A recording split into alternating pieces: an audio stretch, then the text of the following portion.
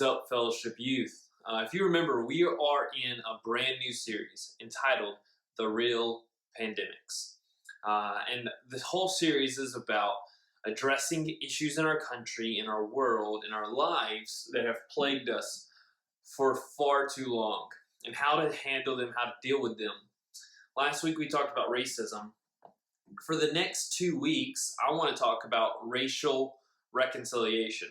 I actually interviewed a friend of mine, another youth pastor from Taunton, and it got so long because the conversation is just so good that we had to split this into two parts. Otherwise, you'd be watching a screen for over an hour, and you don't want that. So just sit back, relax, and enjoy the part one of the conversation between me and Conrad McKenzie. Last week we talked about Jesus telling the Jewish man to go love his neighbor, no matter who that neighbor was.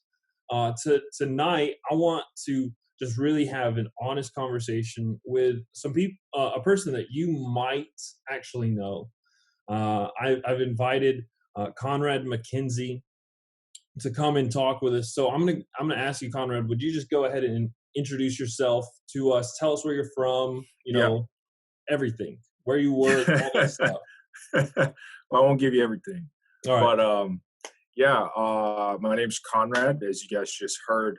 I recently transitioned into the care pastor role at Christ Community Church. I was formerly the pastor of student ministries, but like 6 days before stuff got real with that coronavirus, I transitioned into this role, which has been a huge growing opportunity for me.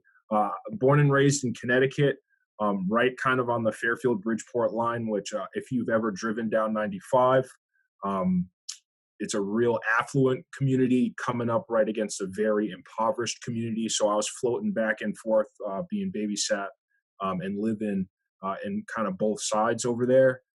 Spent a considerable amount of time in Philadelphia, where I got my undergrad and my graduate degree. That's where I met my wife, Emily, who's white. We're coming up on 8 years of marriage next week. Well, I think by the time this airs, it'll probably be 2 days. So it's the 16th. So we're coming up on 8 years, which is wild.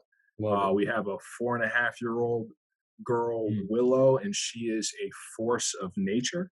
If you've met her, she's a firecracker and an awesome kid. I love food. Most of it is not good for your waistline, but I love it just the same. And I love music and words. So yeah, that's a little bit about me without getting too crazy. I live right now in Rumford, Rhode Island, which is like right on the other side of Seekonk, Massachusetts. And my wife and I bought that house about 1.5 years ago. Been living in that house for about a year. So yeah, awesome. Been in and out of different kind of ministry capacities ever since high school. That's awesome. So yeah. Dude, I wish I owned a house. I'm renting right now. Yeah. And word. And we cannot wait to be homeowners one day and not have to deal with the landlord. And this question you weren't prepared for. You said you like music and you like words and poetry, and I do. So who would be a favorite music artist of yours, or favorite spoken word artist? Yeah. I also love spoken word, specifically spoken word. Right on. Favorite spoken word artist is Levi the Poet. Oh, I appreciate him a ton. He's raw, vivid, raw pictures. If you've ever listened to stuff from him, I love his Correspondence album. He got me through high school. I'll be honest. I went to see him in a basement. I saw him in a basement show in Gadsden, Alabama. That's awesome. Hottest, most sweatiest thing in the world. Had a metal band right before him. Yes, perfect. Wild. So it was, for my students, if you're into hardcore music at all, yes, definitely look up Levi the Poet, because his take on things in the world is wild. and he got me through some dark days. So, I mean, every day I would get home from high school and just listen to him all day. Yep. He was, yeah. So since about since the Werewolves album, I've just been hooked. So, Absolutely. anyways, all right, cool. Yeah, Good yeah, to know yeah, that man. we connect on this. 100. Didn't know this about you. This makes me like love you even more. Hey, love you So, too, man. but so getting serious for the next few moments. We are in a pretty crazy time in our world. Like, not only are we in hopefully coming towards the end of coronavirus and quarantine and all this stuff, and summer looks completely different, but now we have racial tensions that have heightened again. It's not new. It's not the first time. It's just it happened again. So as a person of color, when you see these things happen over and over and over, like, what goes through your head? Like, what's your perspective? What's your thoughts? Yeah. I think I'm 30 years old, so Okay. keep that in mind as I'm talking as well.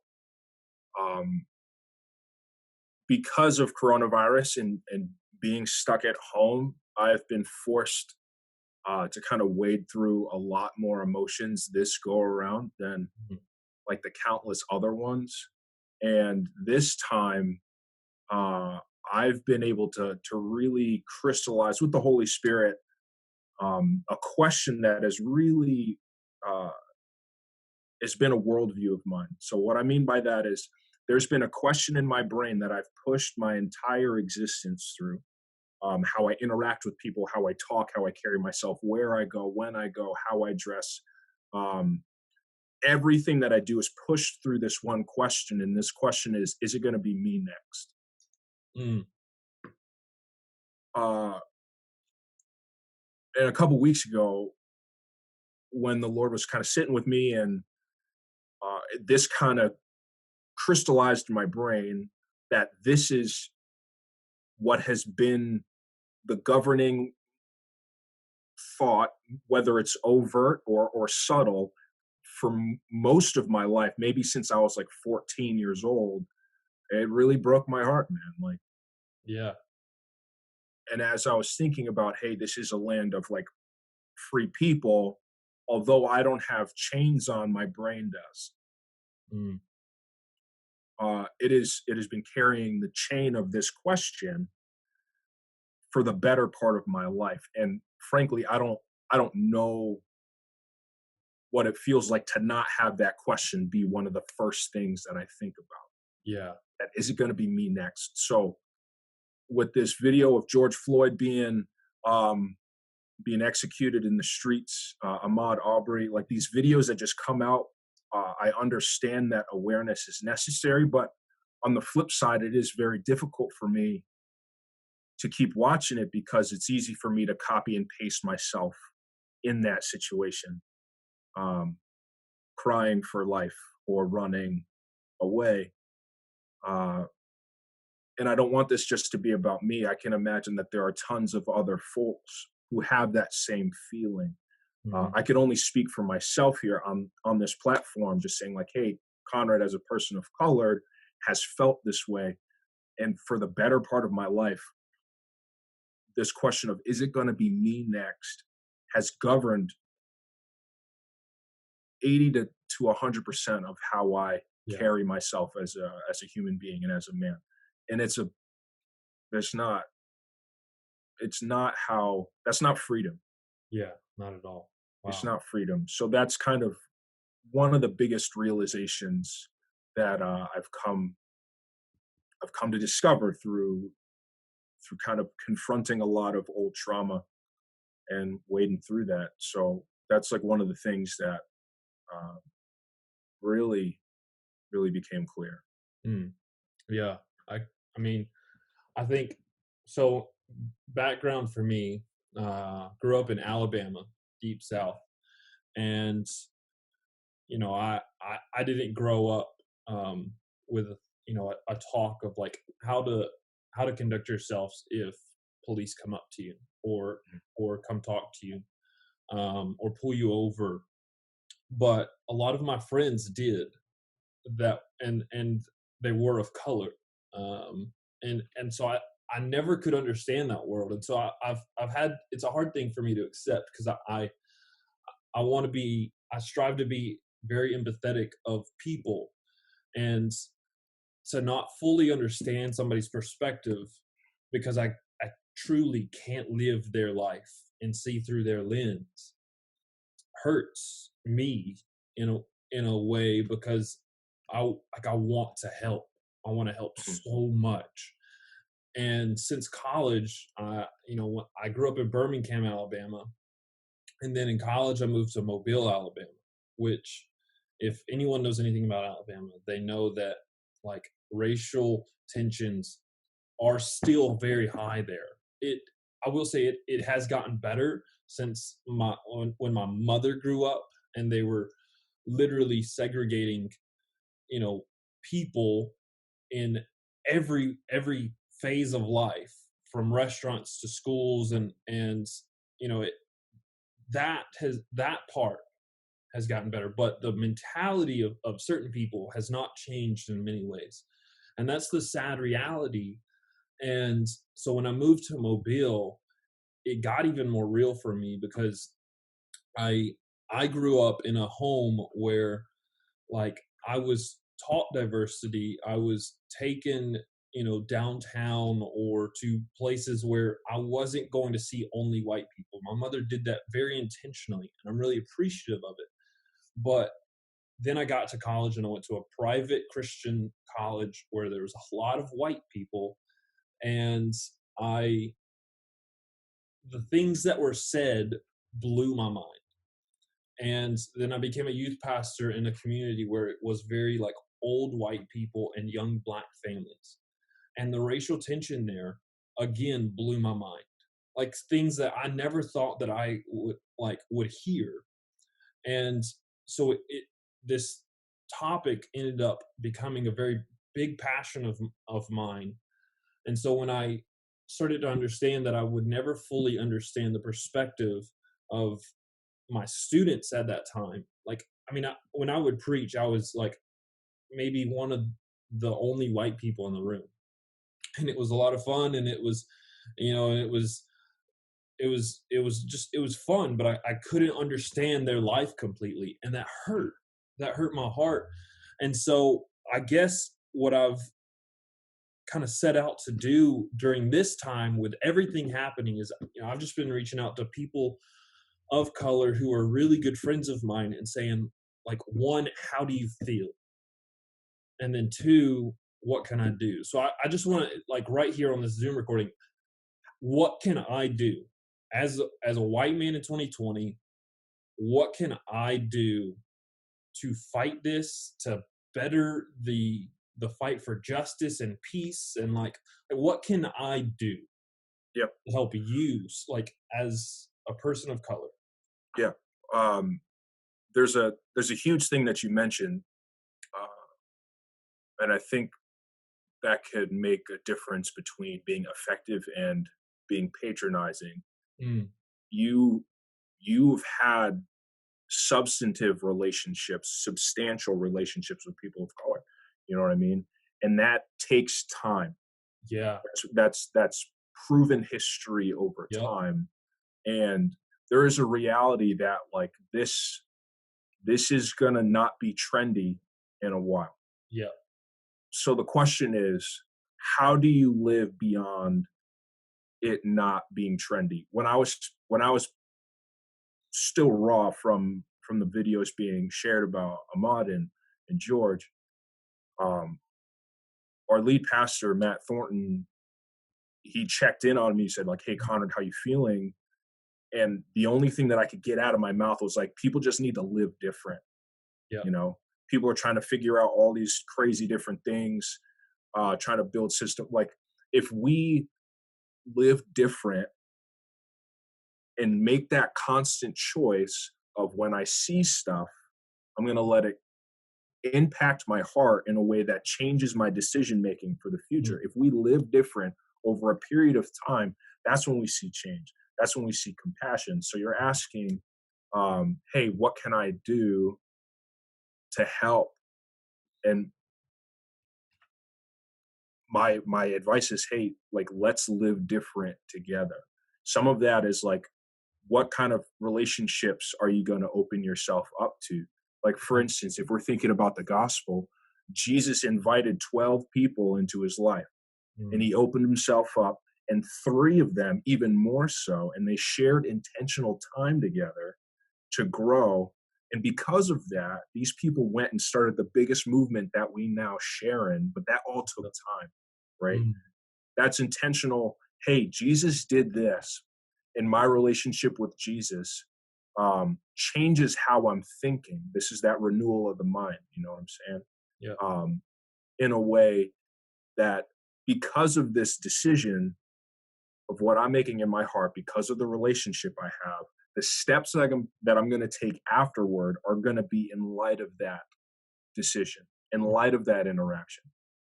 So my question is, once we have a global platform like this video being shared,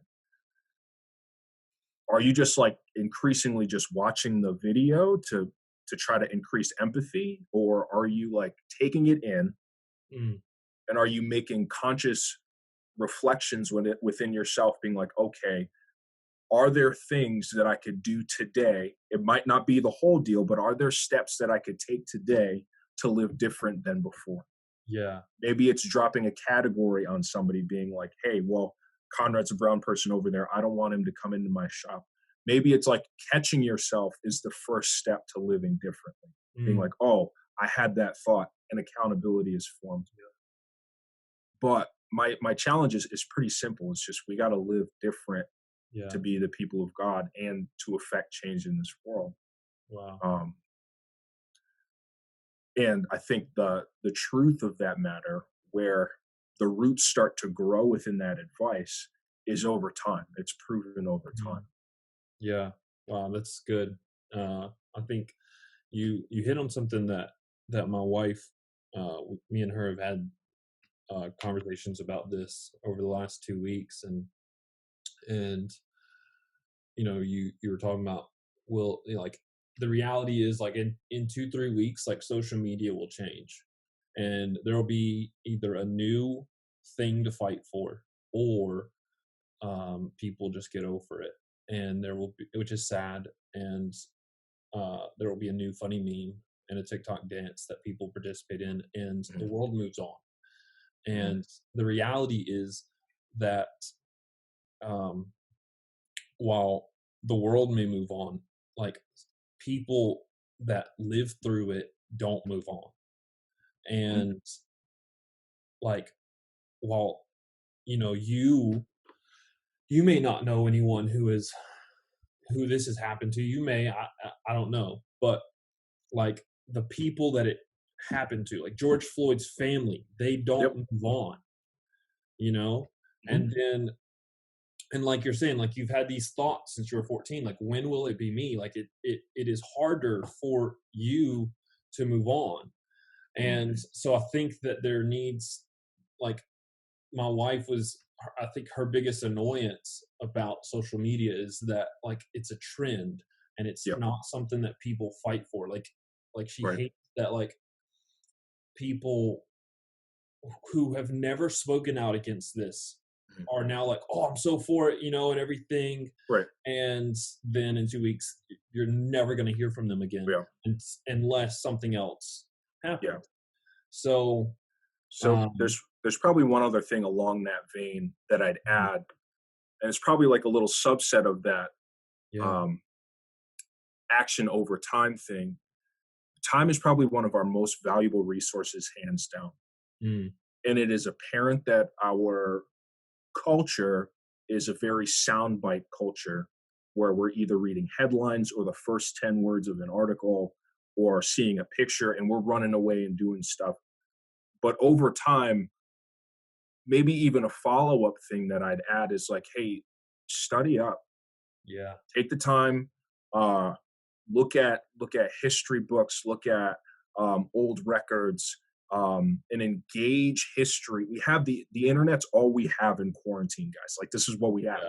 You know, this is a prime time for you to learn, so you are more informed. So that way, when those roots of change like plant themselves in your life, it's not just something that's going to be superficial. Like, it's going to hang around for the long haul because you've done the work. You know, Yeah. we are trained to kind of get information in soundbite ways, and then we try to connect it together, and then we start acting in ways that are ill-informed, and potentially could do more damage. Like, we see on both sides that there is some media that's being weaponized against other folks. But a question is, are we fact checking the things that we're seeing, and are we just kind of swinging super hard instead of doing the work of diligently really understanding core issues to problems? You know, but that also takes time, and time is a very valuable resource. Time is essential for relationship. Time is essential for study. Like, you didn't just meet your wife 2 minutes ago, and you're just like, hey, let's get married. What does that marriage look like if it's 2 minutes of courtship and then you put the ring on, you know? Instead of having the time invested in the process, studying who she is as a person, going before the Lord and asking, hey, is this going to be a person that leads me more towards you as a better man of God? It takes time, you know? So that's another thing in terms of social media. We're in the age of spin where we're always getting information. So what choices are we making now to study, and have the resolve to pursue something beyond what is in front of our face on social media? That's good. You kind of already, I guess you answered this, but I'll go ahead and ask it since it's a question that I sent to you. But is there anything that you want to say to white people? Yeah. It's like he said, yeah, like he's premeditated. He's loaded. But all things considered, first, I love you guys. You are made in the image of God as much as I am. And maybe this is less of a white person thing, and more of just a general reactionary observation. For unity to happen, we need to be able to share the table and address an issue. That's bar none what needs to happen. And if you are going to go on social media and say stuff like, if you don't believe with me, unfollow me, you are forfeiting that opportunity to sit at a table and have a hard conversation with somebody. Right? It's easier to have hard conversations with people that you have relationships with, yes, because you could draw from that relational equity, being like, hey, look, I've been there for you. You've been there for me. Let's talk about this hard thing.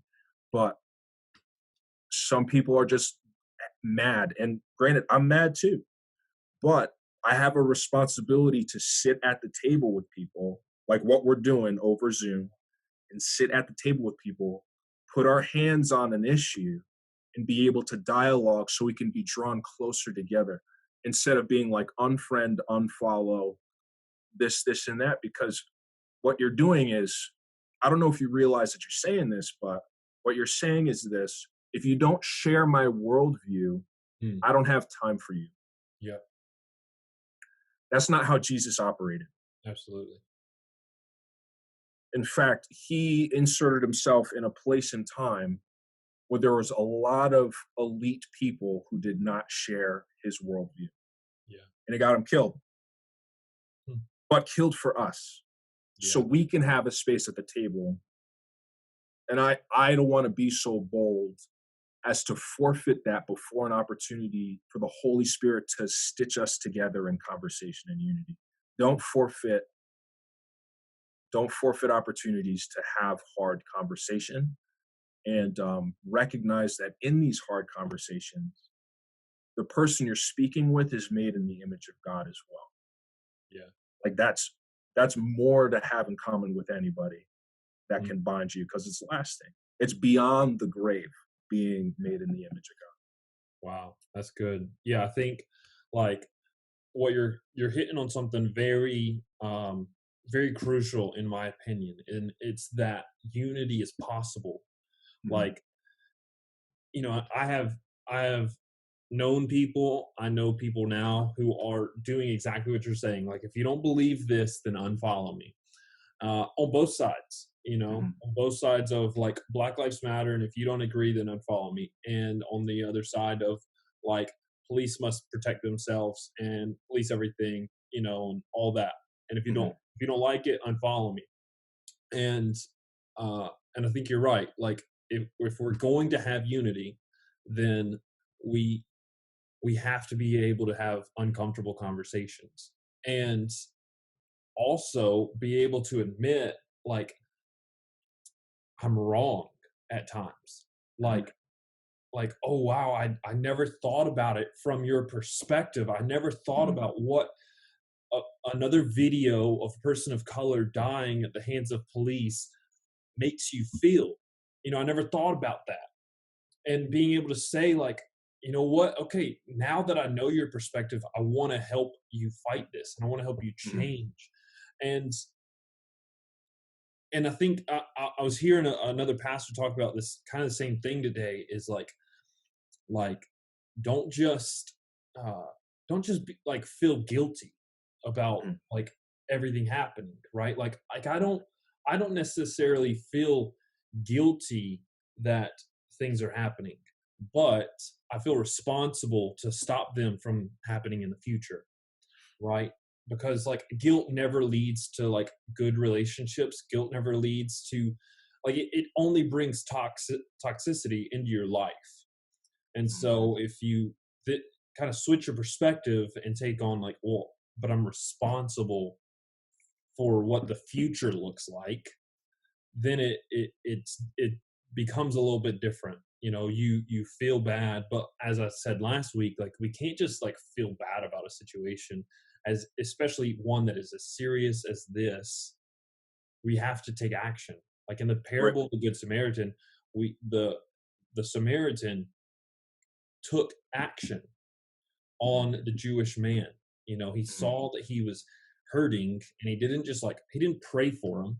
You know, he healed his wounds, and he put him on his donkey, and he took him somewhere to make sure that he would live. And we have to take action. Compassion must lead to us doing something and acting on behalf of those who are hurting. And so with this whole like unity is possible, I guess my next question would be, what do you think is the first step? And maybe you've kind of already said it, but and maybe you have a few steps, but what is it going to take to at least head towards racial reconciliation?